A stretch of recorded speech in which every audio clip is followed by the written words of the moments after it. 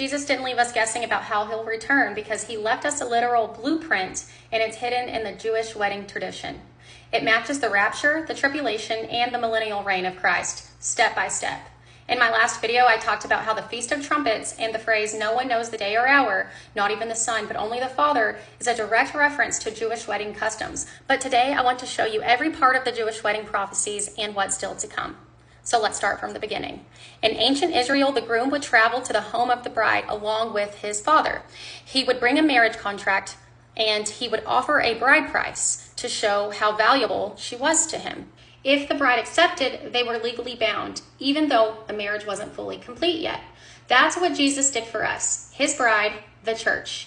He left heaven and came to earth, our home, and offered a covenant. And he didn't pay with silver or gold. He paid with his own blood. You are not your own. You were bought with a price. 1 Corinthians 6:19 through 20. I have betrothed you, you to me forever. Hosea 2:19. And just like in the wedding tradition, Jesus gave us a cup of wine to seal the covenant. This cup is the new covenant in my blood. Luke 22:20. I will not drink again of the fruit of the vine until I drink it new with you in my Father's kingdom. Matthew 26:29. That wasn't just communion. That was a marriage proposal. And when we say yes to him, we become his bride, chosen, set apart, and waiting for his return. After the bride accepted the covenant, the groom would leave her house and return to his father's home to build a bridal chamber, a place where they could one day live together. The season of separation would come to a year or more. The bride didn't know exactly when he'd return, so she stayed pure, prepared her wedding garments, and kept her lamp filled with oil. Now, watch how this mirrors what Jesus told us. I go to prepare a place for you. And if I go and prepare a place, I will come again and receive you to myself, that where I am, you may be also. Right now, Jesus is preparing a place for his bride, for us. And like that ancient bride, we are ready, watching, and waiting. But here's the most important part. In the Jewish wedding, the groom didn't choose when he would return. Only the father could say, "Son, it's time, go get your bride." So when Jesus said, "No one knows the day or hour, not even the Son, but only the Father," he was speaking wedding language. It wasn't just a mystery. It was a coded message to his bride, a reference to the Feast of Trumpets and the wedding return. He was saying, "I will come for you. You won't know the exact moment, but I'm coming, so stay ready."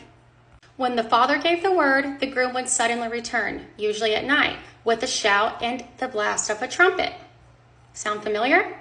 The Lord himself will descend from heaven with a shout, with the voice of the archangel and with the trumpet of God, and the dead in Christ will rise first. Then who are alive will be caught up together with them. This is the rapture, when Jesus comes to snatch away his bride. Then, just like in the wedding tradition, the groom would take the bride into the bridal chamber where they would stay hidden together for 7 days. This directly mirrors the 7-year tribulation on earth, while the church is hidden with Christ in heaven. Come, my people, enter into your chambers. Hide yourself for a little while until the indignation is past. Isaiah 26:20. Because you have kept my command to endure, I will keep you from the hour of trial that is coming on the whole world. Revelation 3:10. After the 7 days, the bride and the groom would emerge from a massive wedding feast, full of joy, music, wine, and celebration. That's the marriage supper of the Lamb. Blessed are those who are invited to the marriage supper of the Lamb, Revelation 19:9. But the story doesn't end there, because after the wedding feast, the couple would begin their new life together, often living in the Father's estate. That's the picture of the millennial reign, when Jesus returns with his bride to rule and reign on earth for 1,000 years. They lived and reigned with Christ for 1,000 years, Revelation 24. Then the Lord, my God, will come, and the holy ones with him, Zechariah 14:5. The Jewish wedding was never just cultural. It was prophetic, a living picture of our groom and king. He came once to pay the price. He's coming again with a shout and a trumpet, and soon we'll be with him, not just saved, but married.